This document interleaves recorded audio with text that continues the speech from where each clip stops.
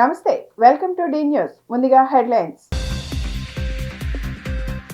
TDP parliamentary సమావేశాన్ని నిర్వహించిన CM Chandrababu కేంద్ర బడ్జెట్లో రాష్ట్రానికి ప్రాధాన్యం ఇచ్చేలా నిధులు కేటాయించేలా చూడాలని ఎంపీలకు సూచన.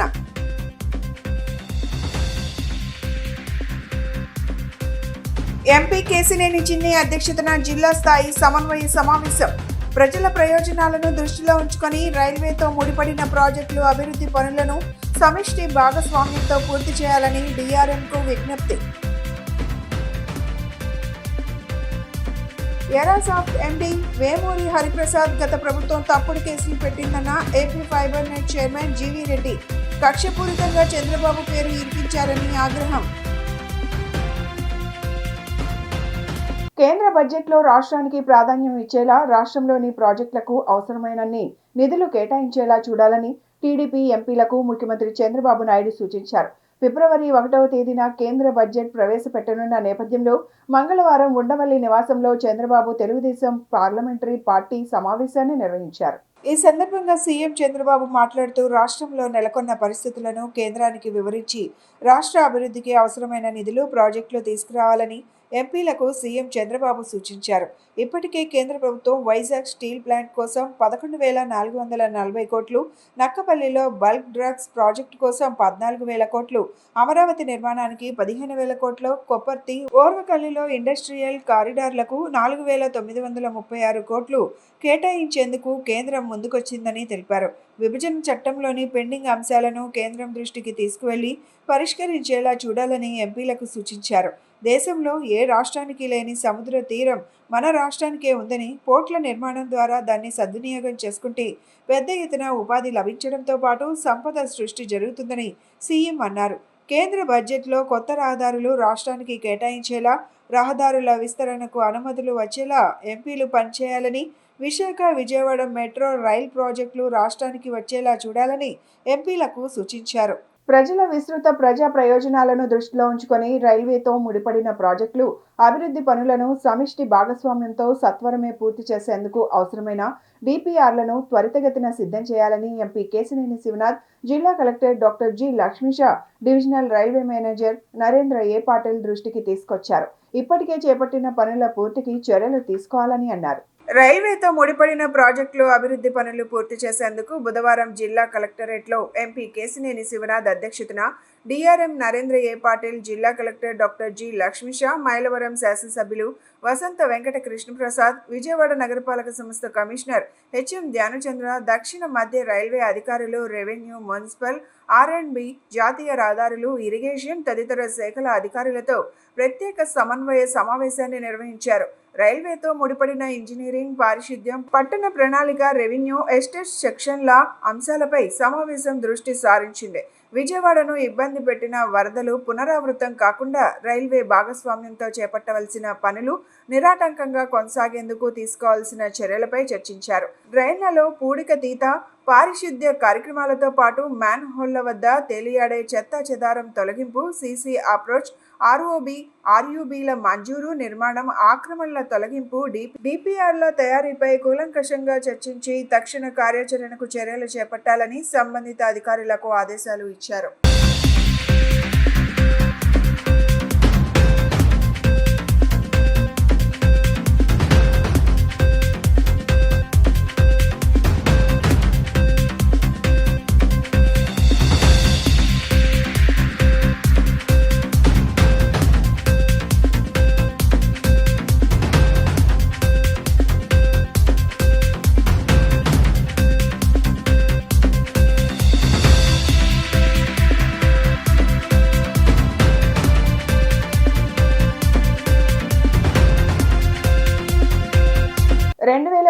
లో చంద్రబాబు సీఎంగా టెరాసాఫ్ట్ సంస్థపై ఒత్తిడి తెచ్చారన్న అభియోగాలపై గత ప్రభుత్వం కేసు పెట్టిందని AP fiber net chairman GV Reddy తెలిపారు. టెరాసాఫ్ట్ ఎండీ వేమూరి హరిప్రసాద్ పై తప్పుడు కేసులు పెట్టి వేధించారన్నారు. కులాల ప్రాతిపదికన చంద్రబాబును ఇరికించేందుకు జగన్ అక్రమ కేసు పెట్టించారని, చంద్రబాబుపై తప్పుడు ఫిర్యాదులు చేసి ఆయనను అక్రమంగా కేసులో ఇరికించారని మండిపడ్డారు. విజయవాడలో ఏర్పాటు చేసిన విలేకరుల సమావేశంలో ఆయన మాట్లాడారు. గతంలో fibre net chairman Gautam Reddy ఫిర్యాదు చేస్తే ఎండీ ఫిర్యాదు ఇచ్చినట్లు ఎఫ్ఆర్ రాశారన్నారు. ఫిర్యాదుల్లో ఎక్కడ చంద్రబాబు పేరు లేకపోయినా కక్షపూరితంగా వ్యవహరించారని మండిపడ్డారు. ఫైబర్ నెట్ కేసులో చంద్రబాబుపై పెట్టిన కేసులో విచారణ అధికారులు వేసిన ఛార్జిషీట్ను కోర్టు రిజెక్ట్ చేసిందన్నారు. ఛార్జిషీట్ను కోర్టు రిజెక్ట్ చేస్తే జగన్ సొంత పత్రిక సాక్షిలో తప్పుడు వార్తలు రాశారన్నారు. అధికారులతో తప్పుడు వాంగ్మూలాలు ఇప్పించారంటూ సాక్షిలో తప్పుడు వార్తలు రాశారని ఫైర్ అయ్యారు. గత ప్రభుత్వంలో పనిచేసిన అధికారులందరికీ కూటమి ప్రభుత్వం పోస్టింగ్లు ఇచ్చిందని తెలిపారు. పోస్టింగ్లు ఇస్తే అధికారులు అనుకూలంగా పనిచేస్తారా? అలాగైతే గతంలో వైసీపీ పోస్టింగ్లు ఇచ్చి అధికారులతో అనుకూలంగా చేయించారనుకోవాలా అని అన్నారు. ఫైబర్ నెట్కి సంబంధించి మీ అందరికీ తెలిసింది ఒక కేసు. ఆ రోజు వైఎస్ జగన్మోహన్ రెడ్డి గారు అధికారంలో ఉన్నప్పుడు ఒక టెరాసాఫ్ట్ అనే ఒక కంపెనీని ఉద్దేశించి ఆ రోజు ఫైబర్ నెట్ మీద ఒక కేసు పెట్టడం జరిగింది. దాంట్లో మా ముఖ్యమంత్రి శ్రీ నారా చంద్రబాబు నాయుడు గారిని నాడు ప్రతిపక్ష నేతగా ఉన్నప్పుడు A1గా పెట్టడం జరిగింది. ఏంటి ఆ కేసు ఆ రోజు పెట్టిన ఉద్దేశం ఏంటంటే, టెరాసాఫ్ట్ అనే సంస్థ కొంత సాఫ్ట్వేర్ రిలేటెడ్ కావచ్చు, కొన్ని టెక్నికల్ సర్వీసెస్ ఫైబర్ నెట్ సంస్థకి ఇవ్వడం జరిగింది. ఆ నేపథ్యంలో ఆ సంస్థ కంట ఆ రోజు అంటే 2014-19లో శ్రీ నారా చంద్రబాబు నాయుడు గారు ముఖ్యమంత్రికి ఉన్నప్పుడు ఈ కంపెనీ మీద ఒత్తిడి పెట్టించి ఆ సంస్థకు కాంట్రాక్ట్ ఇప్పించాడనేది ఉద్దేశం, వాళ్ళ ఉద్దేశం. సో ఎక్కడ కూడా ఆయన సంతకం అంటే వాళ్ళు రాసిందే, నిన్న సాక్షి పేపర్లో రాసింది కావచ్చు, ఇక్కడ వాళ్ళు ఇచ్చిన కంప్లైంట్లు కావచ్చు, వాళ్ళు చేసిన ఛార్జ్షీట్ కావచ్చు, ఆ ఛార్జ్షీట్ను కూడా రిజెక్ట్ చేశారు. చెప్తాను ఏంటి. ఆ రోజు 2014-19లో శ్రీ నారా చంద్రబాబు నాయుడు గారు ముఖ్యమంత్రిగా ఉంటూ ఈ సంస్థ పైన ఒత్తిడి తెచ్చి ఆయన కాంట్రాక్ట్ ఇప్పించారంట. అందుకు కేసు అంట. ఒత్తిడి ఎప్పుడు చేశాడు, ఎలా చేశాడు, ఎవరి మీద చేశాడంటే ఏమీ ఆధారాలు, కేవలం ఒత్తిడి చేశారంట. అది వీళ్ళు కలగన్నారు, వీళ్ళు గవర్నమెంట్ వచ్చిన తర్వాత కేవలం కేసు పెట్టాలని. వేమూరి హరికృష్ణ గారు అనుకోండి ఆయన పేరు, టెరాసాఫ్ట్కి సంబంధించి. సో ఏంటయ్యా అంటే ఆయన ఎందుకు టార్గెట్ చేశారంటే, ఆయన మీద ఏదో అంతకుముందు ఏదో సాక్షి కథనంలో సాక్షి పేపర్లో ఆయన మీద ఏదో రాస్తే ఆయన వాళ్ళ మీద డిఫమేషన్ కేసు వేయడం జరిగింది, శ్రీమతి భారతి గారి మీద. సాక్షి పేపర్ ఎండీగా ఉన్నారు కాబట్టి, ఆవిడ సీఎండీగా ఉన్నారు కాబట్టి, దాన్ని దృష్టిలో పెట్టుకొని కక్ష కట్టి ఆయన మీద, ఆయన అనుకోకుండా ఈ ఫైబర్ నెట్కి టెక్నాలజీ ఇష్యూస్లో సపోర్ట్ చేయడానికి వస్తే ఆయన ఎప్పుడో సాక్షి పేపర్ మీద పరువు నష్టం కేసు వేశాడని చెప్పేసి. మచిలీపట్నం నోబెల్ కాలనీకి చెందిన ఎస్తేర్ అనూహ్య హత్య కేసును సుప్రీంకోర్టు కొట్టివేయడం బాధాకరమని మంత్రి కొల్లు రవీంద్ర అన్నారు. 2014 డిసెంబర్లో క్రిస్మస్ పండుగకు మచిలీపట్నం వచ్చిన అనూహ్య జనవరి 5న ముంబై వెళ్లగా అక్కడ చంద్రబాను అనే టాక్సీ డ్రైవర్ అత్యాచారం చేసి కాల్చి చంపేయడం జరిగిందన్నారు. ఈ కేసులో నిందితుడికి ముంబై ఉమెన్స్ కోర్టు ఉరిశిక్ష వేయడం, దాన్ని ముంబై హైకోర్టు కూడా సమర్థించిందన్నారు. మచిలీపట్నం నోబెల్ కాలనీకి చెందిన ఎస్తేర్ అనూహ్య మరి ఆ కేసుని ఒక సంచలనమైనటువంటి, భారతదేశంలో ఒక సంచలనంగా ఉన్నటువంటి కేసు మరి నిన్న సుప్రీంకోర్టులో కొట్టివేయటం అనేది కొంత బాధాకరం. ఎందుకంటే 2014 సంవత్సరంలో ఆ రోజున మరి 2013 డిసెంబర్లో జరిగినటువంటి క్రిస్మస్కి కానీ, అలాగే న్యూ ఇయర్ వేడుకల్లో కూడా పాల్గొని 2014 జనవరి 5వ తారీఖున మరి మచిలీపట్నం నుంచి ముంబైకి వెళ్ళడం, రైల్వే స్టేషన్లో దిగిన తర్వాత మరి అక్కడ ట్యాక్సీ వాళ్ళలాగా వచ్చి అమ్మాయిని బండి మీద తీసుకెళ్ళి బలవంతంగా మరి ఆ అమ్మాయి మీద లైంగిక దాడి చేసి హత్య చేయడం జరిగింది. మరి అదేవిధంగా కాల్ చేయడం కూడా జరిగింది. దాని మీద ఆ రోజున మరి ఉమెన్స్ కోర్టు 2016లో, ఎందుకంటే ఆ రోజు రాష్ట్ర వ్యాప్తంగా కూడా పెద్ద సంచలనం అయింది, పెద్ద ఎత్తున ఆందోళన కార్యక్రమాలు. ఆనాడు హోమ్ మినిస్టర్ గారు కూడా ఇన్వాల్వ్ అయ్యే కేసు వెంటనే రిజిస్టర్ చేయటం, ముద్దాయిని అరెస్ట్ చేయటం, ఆ సీసీ ఫుటేజ్లు అన్నీ కూడా బండి మీద వెళ్ళడం, అన్నీ కూడా సీసీ ఫుటేజ్లు అన్నీ కూడా మేము ఆ రోజు చూస్తాం జరిగింది. మరి 2016లో ఉమెన్స్ కోర్టు కూడా వారికి మరణశిక్ష విధించడం, దాని మీద అతను హైకోర్టుకి వెళ్ళినా కూడా హైకోర్టు దాన్ని తిరస్కరించడం. కానీ సుప్రీంకోర్టులోకి వచ్చేటప్పటికి దాన్ని కొట్టివేయడం అనేది చాలా బాధాకరం. ఎందుకంటే వాళ్ళ ఆడబిడ్డల మీద జరుగుతున్నటువంటి అఘాయిత్యాలకి మరి అక్కడ ఉన్నటువంటి సాక్ష్యాలతో కింద కోర్టు ఇచ్చినటువంటి తీర్పులతో కూడా సంబంధం లేకుండా మరి ఇటువంటి తీర్పు రావడం అనేది ఇది బాధాకరం. నిజంగా మరి దీని మీద తప్పకుండా ఎలా మనం న్యాయం చేయగలుగుతామో ఆ కుటుంబానికి, అలాగే ఆడబిడ్డల మీద జరిగే అఘాయిత్యాల మీద మరొకసారి కేంద్ర రాష్ట్ర ప్రభుత్వాలు కూడా పునరాలోచన చేస్తాయని చెప్పి భావిస్తూ, తప్పకుండా దీని మీద మేము కూడా మా వంతు దీని మీద మరి సంబంధిత పెద్దల దృష్టి తీసుకెళ్ళి లీగల్గా కూడా దాని మీద చర్యలు తీసుకోవడం జరుగుతుంది. విజయవాడ నగరపాలక సంస్థ వారు జారీ చేసిన పట్టణాలను గజం కేవలం 100 రూపాయలకే రిజిస్ట్రేషన్ చేసుకునేందుకు జనవరి 31వ తేదీన ఆఖరని విజయవాడ నగరపాలక సంస్థ కమిషనర్ ధ్యానచంద్ర బుధవారం విడుదల చేసిన ఒక ప్రకటనలో తెలిపారు. పాయకపురం, కొత్త రాజరాజేశ్వరిపేట ప్రాంతాలలో విజయవాడ నగరపాలక సంస్థ వారు కేటాయించిన పట్టాలను గజం 100 రూపాయలకే రిజిస్ట్రేషన్ ప్రక్రియను ప్రధాన కార్యాలయంలో గల నూతన భవనంలోని గ్రౌండ్ ఫ్లోర్లో జరుగుతుందని, ఇంకా ఇళ్ల రిజిస్ట్రేషన్లు ఎవరైతే చేయించుకోవాలో జనవరి 31వ తేదీ కల్లా ఇంటి రిజిస్ట్రేషన్ చేయించుకోగలరని ప్రభుత్వం వారు కల్పించిన ఈ అవకాశాన్ని సద్వినియోగం చేయించుకోవాలని కమిషనర్ కోరారు.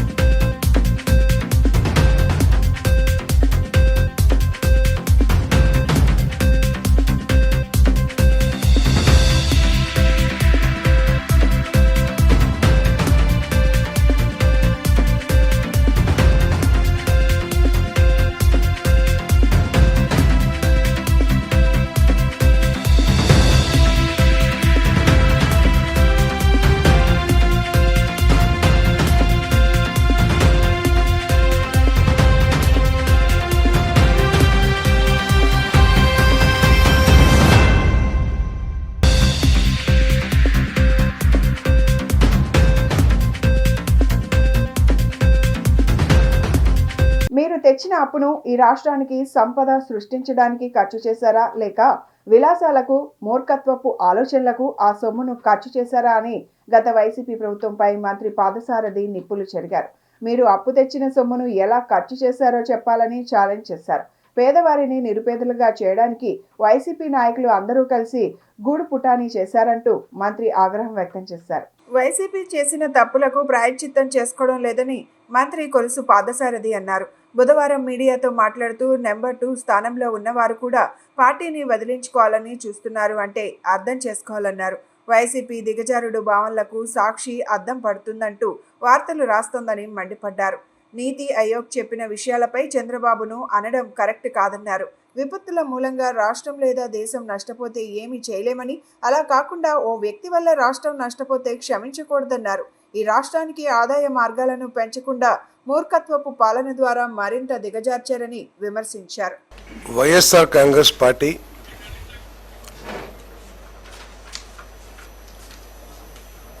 తను చేసిన పాపాలకి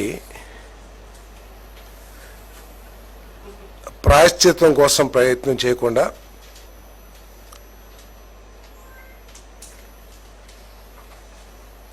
కేవలం ప్రభుత్వం మీద బురద జల్లటానికి ప్రయత్నం చేస్తూ ఉంది. ఇప్పటికే ఆ పార్టీ ఖాళీ అయిపోతున్న పరిస్థితుల్లో, ఖాళీ అంటే చిన్న 2వ సెకండ్ గ్రేడ్ లీడర్స్ కాదు, నెంబర్ 2 స్థానాల్లో ఉన్న వాళ్ళు కూడా పార్టీని వదిలించుకుంటానికి ప్రయత్నం చేస్తున్నారంటే అర్థం చేసుకోవాల్సింది పోయి ఆ గందరగోళంలో ఏం మాట్లాడుతున్నారో కూడా అర్థం కాని పరిస్థితి. వారి భావాలకి ఒక రూపం ఇచ్చేది, వారి దిగజారిన భావాలకి ఒక రూపం ఇచ్చేది సాక్షి పత్రిక. నీతి ఆయోగ్ గురించి, నీతి ఆయోగ్ చెప్పిన ఆర్థిక పరిస్థితి గురించి, ఆ సందర్భంలో మా నాయకుడు చెప్పిన అభిప్రాయాల గురించి వక్రీకరించి ప్రజల్ని తప్పుదోవ పట్టించడానికి ప్రయత్నం చేయటం సిగ్గు చేయటం చెప్పేసి నేను మనవి చేస్తా ఉన్నాను. నీతి ఆయోగ్ చెప్పిన ప్రస్తుత ఆంధ్రప్రదేశ్ ఆర్థిక పరిస్థితికి, దాని గురించి ఆలోచిస్తే సిగ్గుపడాల్సింది తలదించుకోవాల్సింది ఈ రాష్ట్రంలో జగన్మోహన్ రెడ్డి గారే అని చెప్పేసి నేను మనం చేస్తామన్నా. నేను ఏదైనా కరువు కాటకాలతోనో ప్రకృతి వైపరీత్యాలతోనో యుద్ధాలతోనో ఏదైనా దేశం కానీ రాష్ట్రం కానీ ఆర్థికంగా నష్టపోతే ఆలోచించవచ్చు. వెనుకబడిన వర్గాలకు చేతి వృత్తుల కళాకారులకు మేలు చేకూర్చడానికి ప్రధాని విశ్వకర్మ పథకాన్ని అమలు చేస్తోందని ఎమ్మెల్యే గద్దె రామ్మోహన్ అన్నారు. ఈ పథకాన్ని ఒక పద్ధతి ప్రకారం అర్హులైన లబ్ధిదారులందరికీ సద్వినియోగం చేసుకునేలా చూడాల్సిన బాధ్యత అధికారులపై ఉందన్నారు. ప్రధానమంత్రి విశ్వకర్మ పథకం అవగాహన కార్యక్రమం రుణమేళాను విజయవాడ ఆటోనగర్లోని ఆటోమొబైల్ టెక్నీషియన్స్ అసోసియేషన్ హాల్లో నిర్వహించారు.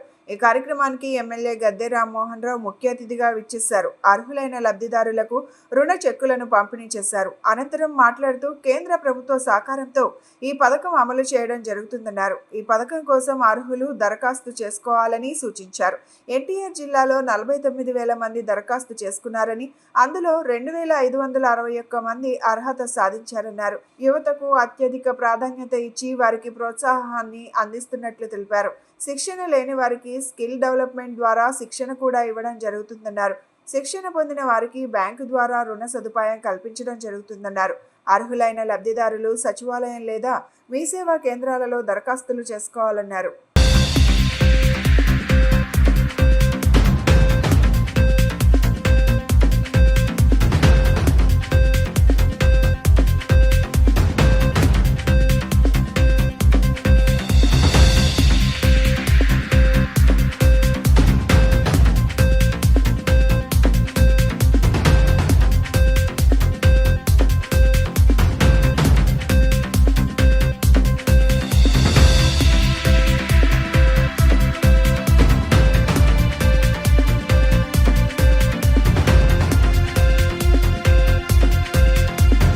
మీరు మాట్లాడకుండా చెప్పింది సబ్జెక్ట్ విని దాంట్లో అర్హత ఉన్న ప్రతి ఒక్కళ్ళకి న్యాయం చేయడానికి అటు కేంద్ర ప్రభుత్వం ఉంది, ఇటు రాష్ట్ర ప్రభుత్వం ఉంది. మధ్యలో దళారులు దొంగలకి ఎక్కడ కూడా అవకాశం ఇవ్వద్దు. మీకు ఎవరు లోన్ ఇచ్చినా ప్రభుత్వం ఇస్తుంది, అది డైరెక్ట్గా మీ అకౌంట్లోకి వస్తుంది. దీంట్లో అర్హత ఎవరు అనేది మీరు కూడా గమనించుకోవాలా, వాళ్ళు చెప్పే వినాలా. ఇక్కడ చూస్తాను, ఇప్పుడు మాట్లాడుతానున్నా అక్కడ మాట్లాడుతూనే ఉన్నారు. అందువల్ల ఇక్కడ మీరందరికీ కూడా చేతి వృత్తుల వాళ్ళందరికీ సపోర్ట్ ఇవ్వాలని చెప్పి కేంద్ర ప్రభుత్వం మోడీ గారి నాయకత్వంలో, అదేవిధంగా రాష్ట్ర ప్రభుత్వంలో నారా చంద్రబాబు నాయుడు గారి నాయకత్వంలో ఈ కార్యక్రమం ఏర్పాటు చేయబడింది. ఇదంతా కూడా కేంద్ర ప్రభుత్వం యొక్క సహాయంతో. దీనిలో మీకు కావలసిన అర్హతలు, ట్రైనింగ్ సర్టిఫికేట్లు ఉండాలా.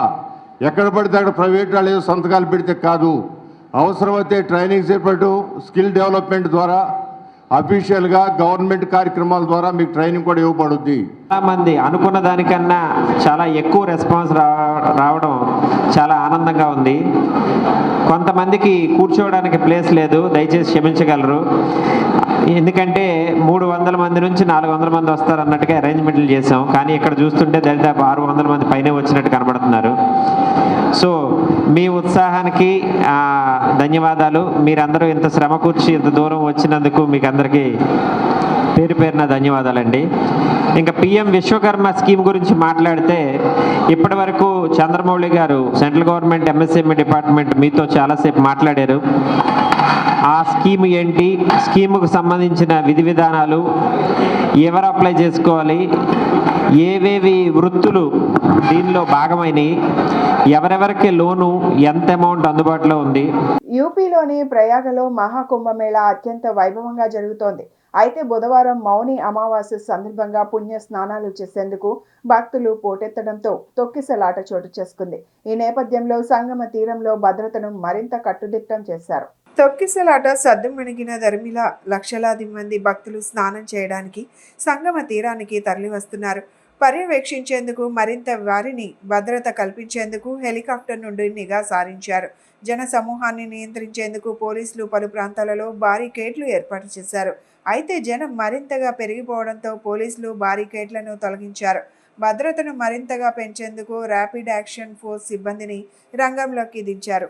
కుంభమేళా పర్యవేక్షణ అధికారులు భద్రతా విషయంలో ఇప్పుడు మరింత అప్రమత్తంగా వ్యవహరిస్తున్నారు. ప్రస్తుతం మహాకుంభాలో పరిస్థితి అదుపులో ఉందని, భక్తుల పుణ్య స్నానాలు సజావుగా జరుగుతున్నాయని అధికారులు తెలిపారు. తొక్కిసలాట ఘటన అనంతరం సీఎం యోగి స్పందిస్తూ వివిధ గంగా ఘాట్ల వద్ద స్నానాలు చేయాలని భక్తులకు సూచించారు. అధికారులు అందించే సూచనలు పాటించాలని విజ్ఞప్తి చేశారు.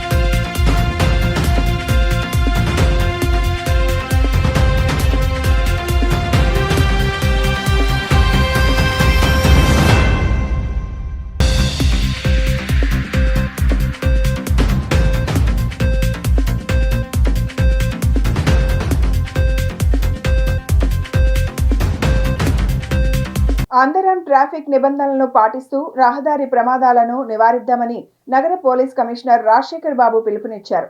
ట్రాఫిక్ నియమాలను పాటించకపోతే కఠిన చర్యలు తప్పవని ఆయన హెచ్చరించారు.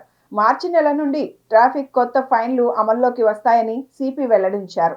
జాతీయ రహదారి భద్రతా మాసోత్సవాల సందర్భంగా కృష్ణా జిల్లా లారీ ఓనర్స్ అసోసియేషన్ ఆధ్వర్యంలో జిల్లా రవాణా శాఖ భాగస్వామ్యంతో రహదారి భద్రతపై నగరంలో ర్యాలీ నిర్వహించారు. Ben circle lorry owners association hall వద్ద సిపి ఎస్వి రాజశేఖర్ బాబు ఈ ప్రదర్శనను ప్రారంభించారు.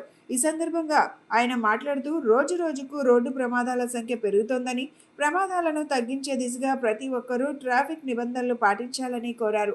ట్రాఫిక్ నియమాలను పాటించకపోతే కఠిన చర్యలు తప్పవని హెచ్చరించారు. మార్చి నెల నుండి ట్రాఫిక్ కొత్త ఫైన్లు అమల్లోకి వస్తాయని, దీనిని దృష్టిలో ఉంచుకొని ప్రతి ఒక్కరూ ట్రాఫిక్ నియమాలను పాటించాలన్నారు. శిరస్త్రాణం లేకుండా ద్విచక్ర వాహనం నడపడం సురక్షితం కాదని, ఏదైనా ప్రమాదం వాటిల్లితే ప్రాణ నష్టం జరిగే అవకాశం ఉందని హెచ్చరించారు. కార్లు నడిపేవారు తప్పనిసరిగా సీటు బెల్ట్ పెట్టుకోవాలని కోరారు.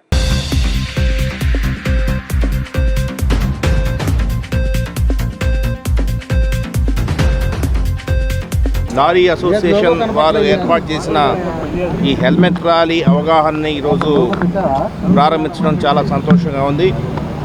గత కొద్ది రోజులుగా పోలీస్ శాఖ కావచ్చు, లేదంటే ట్రాన్స్పోర్ట్ డిపార్ట్మెంట్ కావచ్చు, వివిధ సంస్థలు ముఖ్యంగా ఎన్జిఓస్ కావచ్చు, విద్యార్థులు కావచ్చు, అందరూ కూడా ఈ హెల్మెట్ అవగాహన ర్యాలీని భారీ ఎత్తున ప్రచారం చేస్తున్న విషయం నగర ప్రజానీకానికి అందరికీ తెలుసు. ఈ రహదారి భద్రతా మాసోత్సవాల్లో ముఖ్యంగా హెల్మెట్ అనేది కాన్సెప్ట్గా తీసుకోవడం జరిగింది.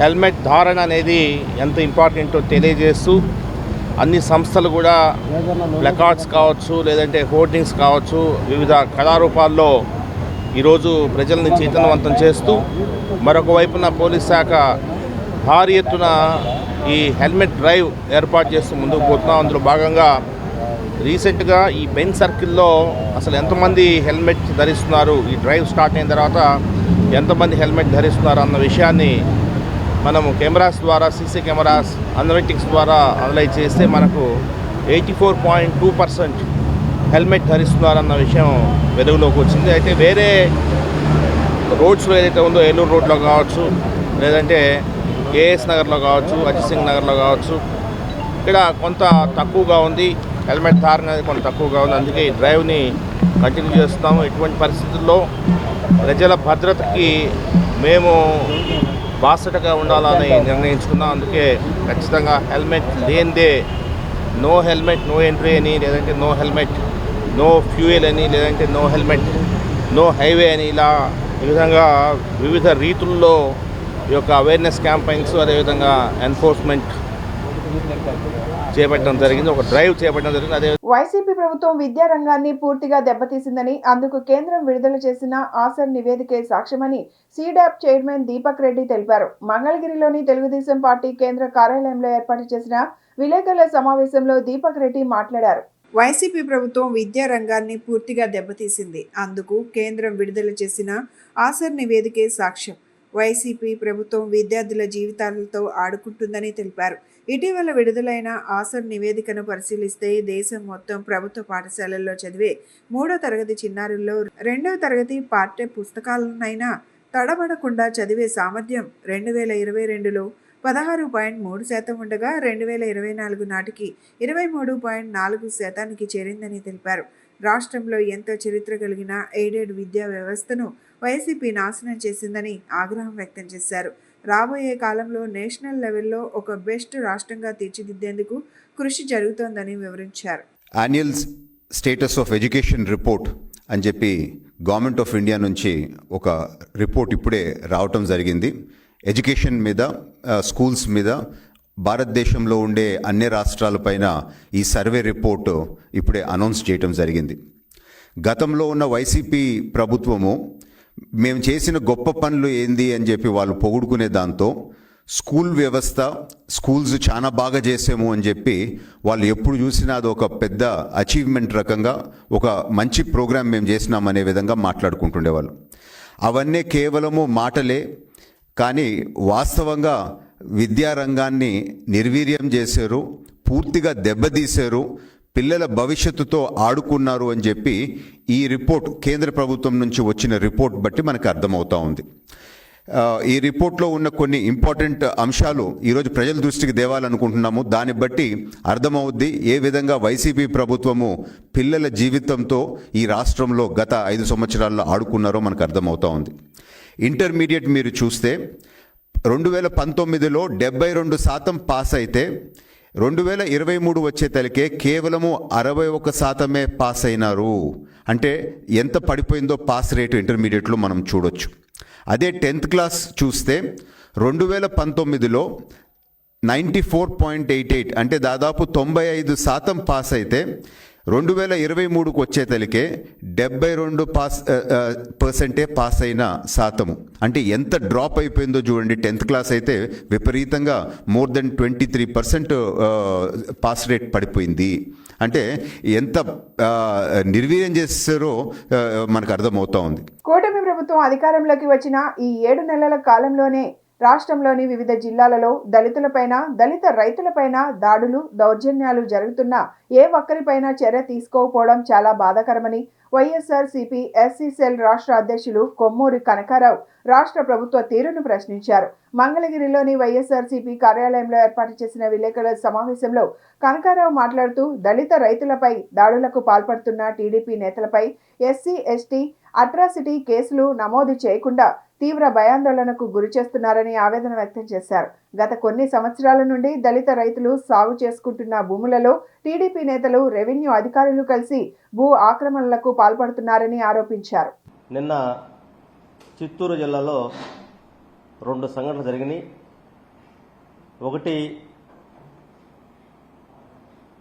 సదుం అనేటువంటి మండలంలో దళిత రైతు మాదిగ కులానికి చెందినటువంటి రమణయ్య అనేటువంటి దళితుడు ఎన్నో సంవత్సరాలుగా సాగు చేసుకున్నటువంటి భూమిని అదే గ్రామాన్ని చంపినటువంటి తెలుగుదేశం పార్టీ నాయకులు దాడి చేసి తీవ్రంగా కొట్టడం వల్ల హాస్పిటల్లో సరిపోవటం జరిగింది.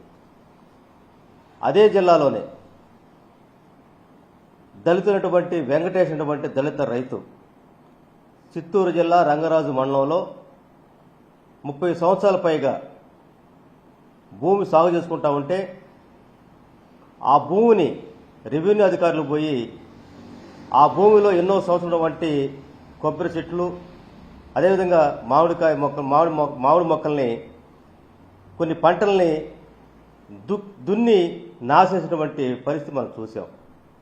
అంటే ఈ 8 నెలల ఎన్డీఏ కూటమి పాలనలో, మరి ముఖ్యంగా చంద్రబాబు నాయుడు ప్రభుత్వంలో దళితులకి రక్షణ పూర్తిగా కరువు అయిన దానికి ఇంతకంటే సాక్ష్యం ఇవ్వట్లేదు. గడిచినటువంటి 8 నెలలుగా ఆంధ్రప్రదేశ్ని వాళ్ళు స్వర్ణాంధ్రప్రదేశ్ చేస్తాం అనేది దేవుడికి కానీ దళితుల మీద దాడులు చేస్తూ మానభంగాలు చేస్తూ అత్యాచారాలు చేస్తూ హత్యాంధ్రప్రదేశ్గా మారుస్తున్న దాంట్లో ఇవన్నీ సాక్ష్యంగా చెప్పి సందర్భంగా తెలియజేస్తా ఉన్నాం. ఈ రాష్ట్ర ప్రభుత్వం అధికారంలోకి వచ్చినాక దళితుల మీద దాడులు చేయటం, దళిత స్త్రీల అత్యాచారాలు చేయటం, దళితుల్ని బహిష్కరించటం, ఇదే కర్నూలు జిల్లాలో దళితులు జరిగినటువంటి కులాలు జరిగినటువంటి గోవిందమైనటువంటి మహిళ వాళ్ళ భూములు అక్రమంగా ఏదైతే తెలుగు పార్టీ వాళ్ళు భూములోకి వెళ్ళి దొరబడి దున్నుకుంటా ఉంటే అడ్డుపోయినందుకు ట్రాక్టర్తో గుద్దించి చంపినటువంటి సంఘటన. కొండ ప్రాంతాల్లో నివసిస్తున్న ప్రజల క్షేమం ఎంతో ముఖ్యమైందని విజయవాడ నగరపాలక సంస్థ కమిషనర్ ధ్యానచంద్ర పేర్కొన్నారు. బుధవారం ఉదయం తన పర్యటనలో భాగంగా మొగల్రాజపురం, క్రీస్తురాజపురం, చిట్టినగర్, కొండ ప్రాంతాలలో పర్యటించారు. కొండ ప్రాంత ప్రజలకు ఎటువంటి అవాంఛనీయ సంఘటనలు చోటు చేసుకోకుండా చర్యలు తీసుకోవాలని మున్సిపల్ కమిషనర్ అధికారులను ఆదేశించారు. ప్రజలు నివసిస్తున్న కొండ ప్రాంతాల్లో గల కొండలను జియాలజిస్టులతో ప్రత్యేకమైన పరీక్షలు చేయించి వాటి నివేదికలను తీసుకోవాలని అధికారులను ఆదేశించారు. తదుపరి చిట్టినగర్లో గల స్వరంగాన్ని పరిశీలించారు. స్వరంగం నుండి కారుతున్న నీటి సమస్యను అరికట్టే విధంగా ప్రణాళికలను సిద్ధం చేయాలని ఇంజనీరింగ్ సిబ్బందిని ఆదేశించారు. ఈ పర్యటనలో వీఎంసీ అధికారులు పాల్గొన్నారు.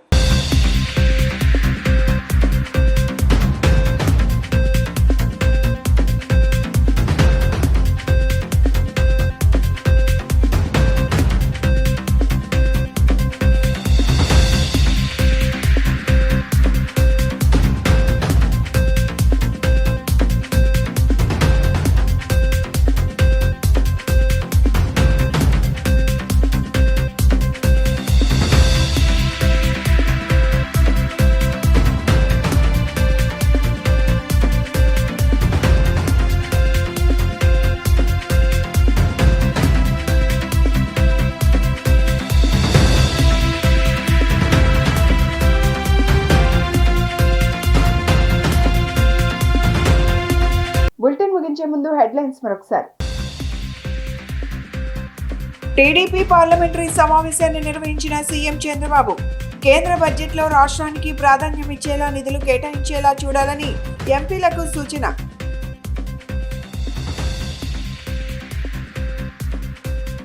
ఎంపీ కేసినేని చిన్ని అధ్యక్షతన జిల్లా స్థాయి సమన్వయ సమావేశం. ప్రజల ప్రయోజనాలను దృష్టిలో ఉంచుకొని రైల్వేతో ముడిపడిన ప్రాజెక్టులు అభివృద్ధి పనులను సమిష్టి భాగస్వామ్యంతో పూర్తి చేయాలని డీఆర్ఎంకు విజ్ఞప్తి.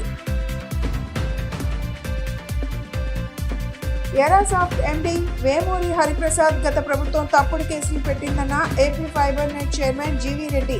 కక్షపూరితంగా చంద్రబాబు పేరు ఇరికించారని ఆగ్రహం. ఇవి ఈనాటి bulletin updates. Keep watching the news.